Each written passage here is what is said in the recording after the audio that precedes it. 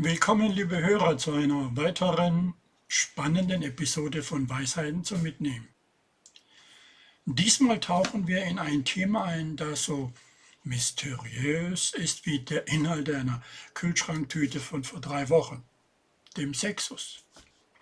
Aber keine Sorge, wir werden keine alten Sandwiches ausgraben. Stattdessen werden wir die vertrackten Buchstabendschungel dieser Begriffe erforschen und dabei hoffentlich nicht im Wortdschungel verloren gehen.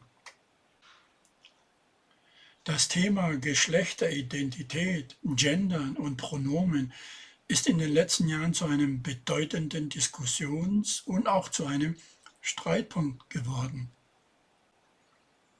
Es gibt viele unterschiedliche Ansichten und Meinungen zu diesem Thema und sie werden in der Gesellschaft und den Medien intensiv diskutiert. Im wahrsten Sinne des Wortes, diskutiert. Eine Diskussion ist wichtig, wenn diese zu einem Dialog führt, um ein besseres Verständnis für die Vielfalt der Geschlechtsidentitäten und die Bedeutung von geschlechtergerechter Sprache, Gendern, zu fördern. Es zeigt auch, wie Sprache und Begriffe einen Einfluss auf unsere Wahrnehmung und unser Verständnis von Geschlecht haben können.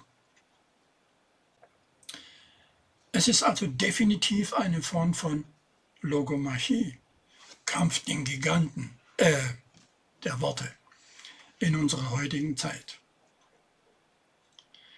Ich werde unser alltägliches Verständnis für diese Begriffe in ihrer Etymologie und ihrer Denotation durchleuchten und dann genauer darauf einzugehen. Für die, die nicht wissen, was Etymologie und/oder Denotation bedeuten, hier eine kurze Erklärung. Etymologie beschäftigt sich mit der Herkunft von Wörtern, ihren Ursprüngen und wie sie sich im Laufe der Zeit entwickelt haben. Die Etymologie kann uns helfen, die Geschichte und Bedeutung von Wörtern besser zu verstehen. Zum Beispiel stammt das Wort Etymologie selbst aus dem Griechischen, von Etymon war echt oder ursprünglich und Logos Wort, das so viel bedeutet wie der wahre Sinn oder die wahre Bedeutung eines Wortes. Denotation bezieht sich auf die grundlegende wörtliche Bedeutung eines Wortes, die in einem Wörterbuch oder einer Lexikon-Definition zu finden ist. Es ist die objektive Bedeutung, die ein Wort hat, unabhängig von persönlichen Interpretation oder Gefühlen. Zum Beispiel die Denotation vom Baum ist ein hölzernes Pflanzenwachstum mit nur einem Stamm. Den Beginn macht heute Sexus. Etymologie. Das Wort Sexus stammt aus dem Lateinischen und bedeutet Geschlecht oder Geschlechtsverkehr. Es leitet sich von secare, schneiden ab, was auf die biologische Unterscheidung zwischen männlichen und weiblichen Geschlechtsorganen hinweisen könnte. Die Denotation von Sexus bezieht sich normalerweise auf das biologische Geschlecht eines Organismus. Das heißt, ob er als männlich oder weiblich klassifiziert wird, basierend auf körperlichen Merkmalen wie Genitalien und Chromosomen. Normalerweise. Weshalb habe ich Sexus bezieht sich normalerweise auf das biologische Geschlecht gesagt? Das normalerweise wurde hinzugefügt, um zu betonen, dass es Ausnahmen gibt und dass der Begriff Sexus nicht immer eindeutig ist. In den meisten Fällen bezieht sich Sexus auf das biologische Geschlecht, aber es gibt Situationen, in denen dies komplexer sein kann. Zum Beispiel bei intersexuellen Menschen, bei denen die biologischen Geschlechtsmerkmale nicht eindeutig männlich oder weiblich sind. In solchen Fällen kann die Bestimmung des biologischen Geschlechts kompliziert sein. Siehe zu Intersex das zugehörige Video aus dieser Reihe. Wenn es um die meisten Menschen geht, ist die Unterscheidung zwischen männlichem und weiblichem biologischen Geschlecht in der Regel ziemlich klar. Das normalerweise dient dazu, diese Annahmen und komplexen Fälle zu berücksichtigen. Jetzt werde ich tiefgreifender. Was denn außer männlich, weiblich gibt es denn noch? Denn selbst Intersex bezieht sich doch nur die zwei Geschlechter oder etwa nicht. Nun, die Vorstellung von nur zwei Geschlechtern, männlich oder weiblich, ist eine traditionelle und eine binäre Sichtweise, die in vielen Gesellschaften vorherrscht. Es ist jedoch wichtig zu verstehen, dass es weit mehr Geschlechtsidentitäten gibt als nur diese beiden. Es besteht jedoch ein deutlicher Unterschied zwischen dem biologischen Geschlecht, grammatikalischem Geschlecht und Geschlechtsidentitäten.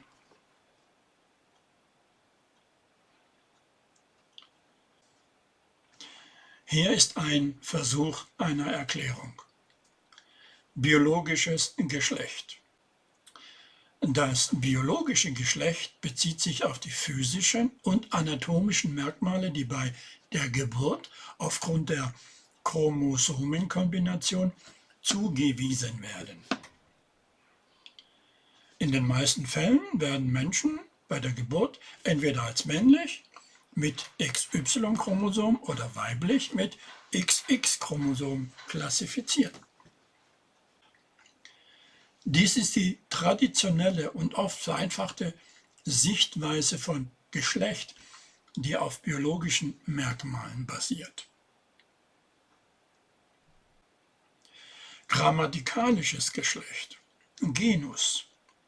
Genus bezieht sich auf das grammatikalische Geschlecht von Substantiven, in vielen Sprachen wie Deutsch, wo es männlich, weiblich und sächlich gibt. Das hat normalerweise nichts mit Intergender, Gender oder Gender gleichgeschrieben zu tun. Zum grammatikalischen Geschlecht siehe mein detailliertes Video Genus aus dieser Reihe. Geschlechtsidentitäten. Geschlechtsidentitäten beziehen sich auf die Art und Weise, wie sich eine Person selbst in Bezug auf ihr Geschlecht fühlt, identifiziert oder auch ausdrückt. Diese Identität kann unabhängig von den bei der Geburt zugewiesenen biologischen Merkmalen sein. Eine Person kann sich als männlich, weiblich, beides, weder oder anders identifizieren.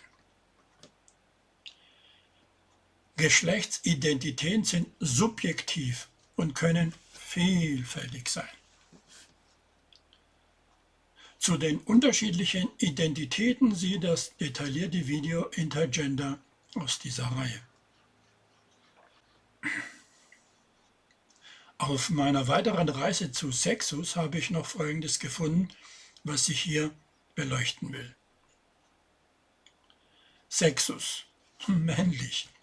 Natürliches Geschlecht der Fortpflanzung und Arterhaltung dienender Geschlechtstrieb. Mich irritierte das Wort Geschlechtstrieb. Das Wort irritierte mich in diesem Zusammenhang so sehr, dass ich weiter forschte, um herauszufinden, was genau könnte damit gemeint sein. Das Wort Geschlechtstrieb bezieht sich auf den natürlichen biologischen Trieb oder die sexuelle Anziehung zwischen den Geschlechtern, die für die Fortpflanzung und die Erhaltung der Art essentiell sind. Es ist ein Begriff, der in der Vergangenheit verwendet wurde, um das sexuelle Verlangen und die Sexualität im Kontext der Fortpflanzung zu beschreiben. Der Ausdruck zur Fortpflanzung und Arterhaltung dienender Geschlechtstrieb betont also, dass die sexuelle Anziehung und das sexuelle Verhalten in erster Linie dazu diene, die Fortpflanzung der Art sicherzustellen und die Population zu erhalten. Dies spiegelt eine biologische Perspektive wider, die darauf abzielt, die sexuellen Aspekte des Lebens im Zusammenhang mit der Fortpflanzung zu verstehen. Es ist jedoch wichtig zu beachten, dass diese Definition veraltet ist und heutzutage eine viel breitere Sichtweise auf Sexualität und Geschlecht existiert. Sexuelle Beziehungen und sexuelles Verlangen haben viele andere Facetten und Bedeutungen, die über die reine Fortpflanzung hinausgehen. In modernen Diskussionen über Sexualität und Geschlecht werden die sozialen, emotionalen und psychologischen Aspekte oft stärker betont. Insgesamt ist es wichtig, zwischen historischen Definitionen und modernen Sichtweisen auf Begriffe wie Geschlechtstrieb zu unterscheiden und zu erkennen, dass die Bedeutung und das Verständnis von Sexualität und Geschlecht im Laufe der Zeit evolviert sind. Wenn also von historischen Definitionen die Rede ist, dann ist das lateinische Wort Sexus gemeint, das die Grundlage für den modernen Begriff Sexus bildet. Im Kontext der Sprachentwicklung und der Veränderung von Begriffen könnte man das 18. und 20. Jahrhundert als historisch im Sinne der Wortgeschichte betrachten.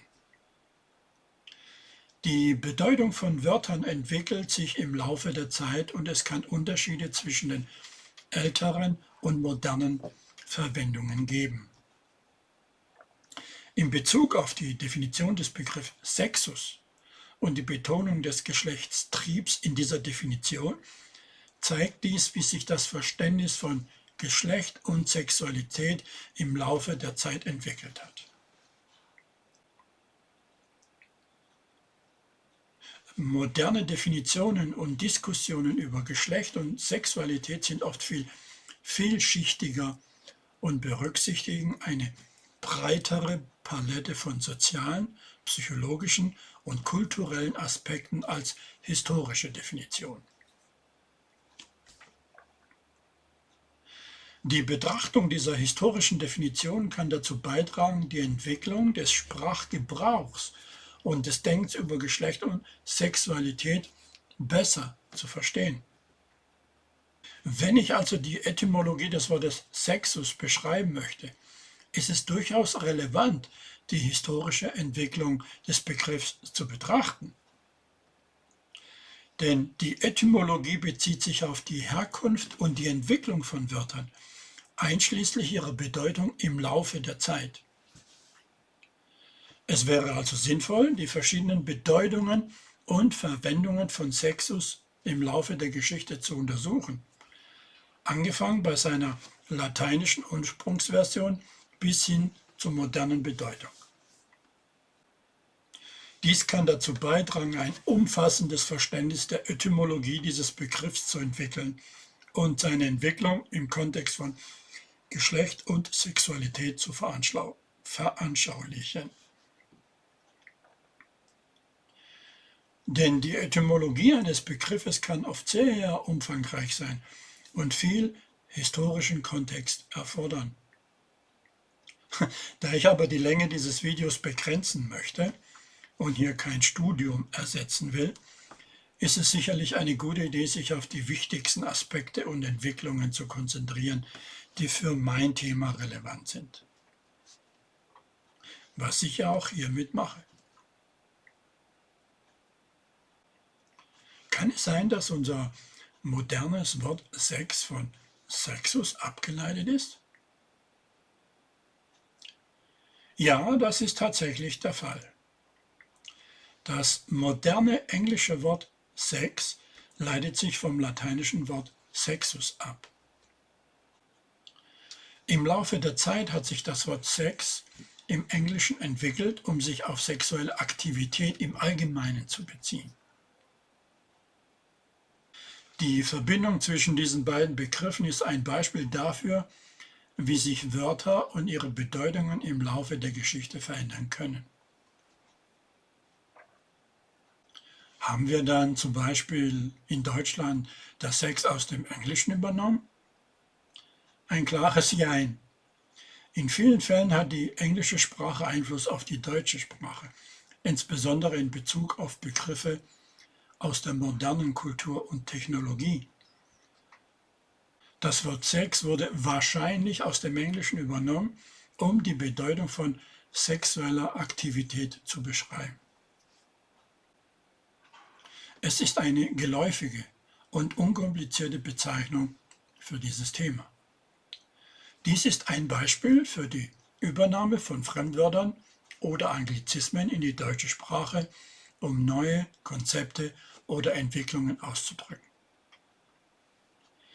Dieser Prozess ist in vielen Sprachen üblich, da Kulturen und Gesellschaften miteinander interagieren und Ideen und Begriffe austauschen. Das hat jetzt nichts mit dem eigentlichen Thema zu tun, aber wusstet ihr, dass das englische Wort sorry und sorrow aus dem Deutschen stammt? Ein verschmitzter Blick auf mein anderes Thema kulturelle Aneignung, alles nur geklaut oder doch Einfluss und Inspiration. Jetzt aber zurück zu Sex bitte, ja? Ist aber nicht genau hier die Diskrepanz zwischen vergangenen Definitionen, die ich als alter Mensch kenne, immerhin bin ich heute 61 Jahre jung, und der neuen, mehr umfassenden Definitionen? Ist hier nicht ein Generationskonflikt fest vorprogrammiert? Das ist ein sehr wichtiger Punkt, der unbedingt berücksichtigt werden muss. Auch wenn ich das Wort muss nicht mag, drückt es aus, als hätte ich keine Wahlmöglichkeit. Tatsächlich gibt es oft eine Diskrepanz zwischen den älteren, traditionellen Definitionen von Begriffen und den moderneren, umfassenderen Definitionen. Dies führt manchmal, sogar oft, zu Generationskonflikten oder Missverständnissen. Generationskonflikte sind aber ein normaler Teil jeder Gesellschaft. Unterschiedliche Generationen haben unterschiedliche Ansichten und Einstellungen, insbesondere in Bezug auf Themen wie Geschlecht und Sexualität. Dies kann sehr wohl zu Missverständnissen führen, da ältere Generationen oft traditionellere Vorstellungen von Geschlecht und Sexualität haben, während jüngere Generationen offener für Vielfalt und Veränderungen sind. Es ist wichtig zu erkennen, dass die Gesellschaft sich ständig verändert. Was in der Vergangenheit als normal angesehen wurde, mag heute überholt sein. Ja, und diese Veränderungen können zu Konflikten führen, wenn ältere und jüngere Generationen auf unterschiedliche Sichtweisen stoßen. Der Schlüssel zur Lösung von Generationskonflikten ist der Dialog. Wenn wir bereit sind zuzuhören und voneinander zu lernen, können wir zu einer inklusiveren Gesellschaft beitragen. Wir sollten akzeptieren, dass unterschiedliche Generationen unterschiedliche Perspektiven haben und gemeinsam daran arbeiten, ein besseres Verständnis füreinander zu entwickeln. Die älteren Definitionen von Begriffen wie Sexus oder Sexualität waren oft stark von biologischen und reproduktiven Aspekten geprägt. Sie betonen die Fortpflanzung als Hauptzweck sexuellen Verhaltens und hatten oft eine normative Sichtweise auf Geschlecht und Sexualität. Mein Gott, Georg, was bedeutet jetzt eine normative Sicht auf Geschlecht und Sexualität? Eine normative Sicht auf Geschlecht und Sexualität bezieht sich auf eine Perspektive, die bestimmte Normen oder Standards für Geschlechtsidentität und sexuelles Verhalten festlegt und als normal oder akzeptabel betrachtet. In einer normativen Sichtweise werden oft traditionelle Vorstellungen von Geschlecht und Sexualität als die einzig gültigen oder noch krasser als die wünschenswerten angesehen. Diese Perspektive kann dazu führen, dass Menschen, die nicht den traditionellen Geschlechtsnormen entsprechen oder nicht dem traditionellen Verständnis von Sexualität folgen, stigmatisiert oder diskriminiert werden. Eine nicht normative Geschlechtsidentität, dazu kommen wir später, oder sexuelles Verhalten kann in einer normativen Sichtweise als abweichend oder nicht richtig betrachtet werden. Tja, und schon haben wir die nächsten Mauern aufgebaut. Es entsteht eine Debatte, eine Diskussion in ihrem wahrsten Sinne des Wortes und meist weniger ein Dialog. Wissen, Verständnis durch das Wort. Es ist wichtig, dass Menschen bereit sind zuzuhören, zu lernen und ihre Sichtweisen zu überdenken, um eine inklusivere Gesellschaft zu schaffen, in der Vielfalt geschätzt wird.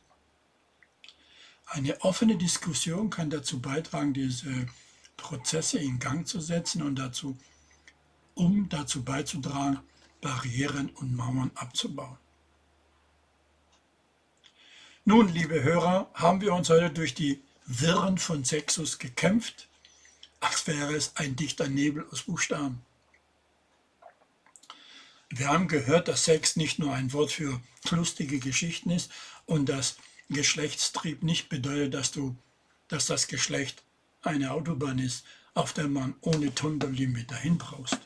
Und lasst uns ja nicht vergessen, dass Sorry und Sorrow eine geheime deutsche, englische Verschwörung verbergen.